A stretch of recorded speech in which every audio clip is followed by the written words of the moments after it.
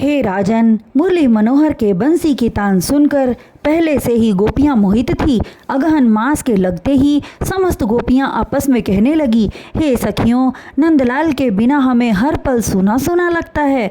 हमने सुना है कि अगहन मास में पूजा करने से मनवांछित फल प्राप्त होते हैं, इसलिए हम सब मिलकर यमुना स्नान करके कात्यायनी देवी की पूजा करें तो देवी की कृपा से श्री कृष्ण जी हमारे पति के रूप में प्राप्त होंगे। इस प्रकार विचार कर मिथिला, रमा, बैकुंठ, श्वेत द्वीप, जालंधरी, अयोध्या आदि की गोपियों ने ब्रज में अवतार लिया और श्री कृष्ण जी को पति के रूप में प्राप्त करने के लिए कात्यायनी देवी की पूजा हेतु यमुना स्नान करने गई। उन गोपियों ने अपने अपने वस्त्र आभूषण आदि उतारकर यमुना तट पर रख दिया और नग्न होकर स्नान करने लगी।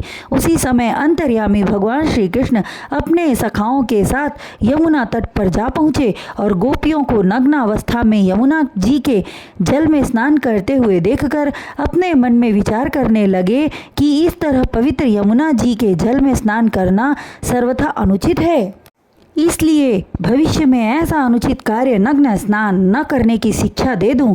यह विचार कर वे एक वृक्ष की ओट में छिप गए और जब ब्रजबालाएं आंख मूंदकर सूर्य देव को अर्घ देने लगी, ठीक उसी समय लीला बिहारी वृक्ष की ओट से निकल गए और ब्रजबालाओं के वस्त्रों को लेकर कदम्ब पर जा बैठे। अर्घ देने के पश्चात गोप बालाएं यमुना जल से बाहर निकलने को उद्यत हुई, किंतु जब उनकी दृष्टि उस स्थान पर पड़ी जहां वस्त्रों को रखी थी, वहां उनके वस्त्र न थे। अतः वे घबराने लगी और पुनः जाकर गले तक जल में खड़ी होकर इधर उधर देखने लगी, किंतु उन्हें कहीं कोई पक्षी भी दिखाई न दिया। तब वे आपस में कहने लगी, हे सखी, मुझे तो यह कौतुक हमारे प्राण बल्लभ चितचोर बंसी बजैया श्री कृष्ण का लगता है। तब वे पुकार कर कहने लगी, हे मुरली मनोहर, हमारे प्राणाधार, तुम हमारे वस्त्रों को लेकर कहाँ छिपे हो।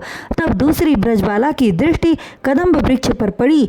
वहाँ श्री कृष्ण जी पीताम्बर पहने, गले में वैजंती माला और मस्तक पर मोर मुकुट लगाए, रंग बिरंगे वस्त्रों को कदम्ब की डाल पर लटकाए बैठे हुए मुस्कुरा रहे थे।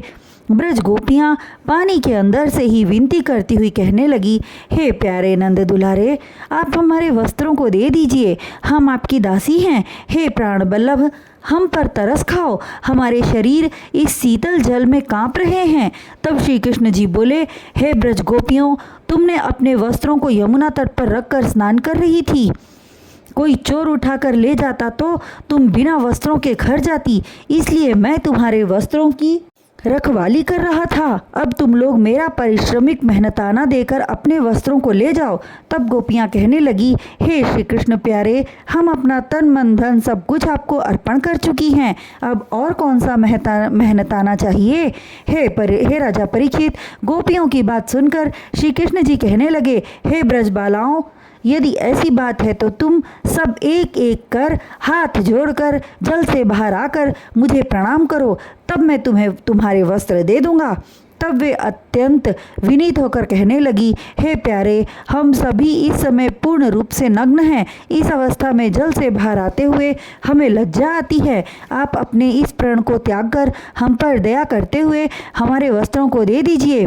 तब जगत पालक भगवान श्री कृष्ण जी बोले, हे ब्रजबालाओं, मैं संपूर्ण जगत का पालनहार, माता पिता बंधु सखा एवं प्रेमी हूँ, सभी कुछ मैं ही हूँ, अतः मेरे सम्मुख आते हुए तुम्हें लज्जा क्यों। हे ब्रजबालाओं, तुम सब मेरी प्राप्ति के लिए व्रत पूजन करती हो, फिर मुझसे संकोच क्यों। जब तुम हमें अपना पति बनाना चाहती हो तो लज्जा भाव त्याग निसंकोच जल से निकलकर अपने वस्त्रों को लेने के लिए मेरे निकट आओ।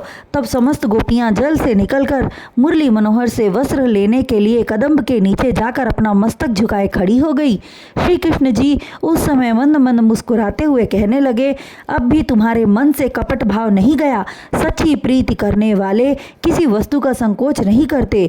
जो प्राणी अपने मन में तिल बराबर भी कपट भाव रखता है वह मुझे कभी प्राप्त नहीं कर सकता।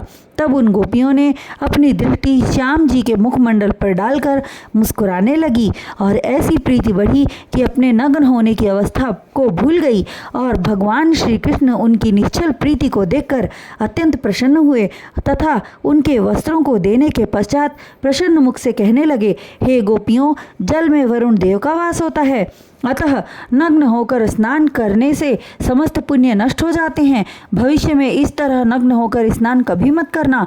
चीरहरण का वृत्तांत सुनाते हुए श्री सुखदेव जी बोले, हे राजन, हम संसार सागर माया में के जल में कंठ तक डूबे हुए हैं। प्रभु की प्राप्ति के लिए जल रूपी पर्दे को हटाने के पश्चात ही प्रभु के दर्शन होते हैं। माया रूपी पर्दा ही ब्रह्म और आत्मा के एकाकार होने में बाधक है।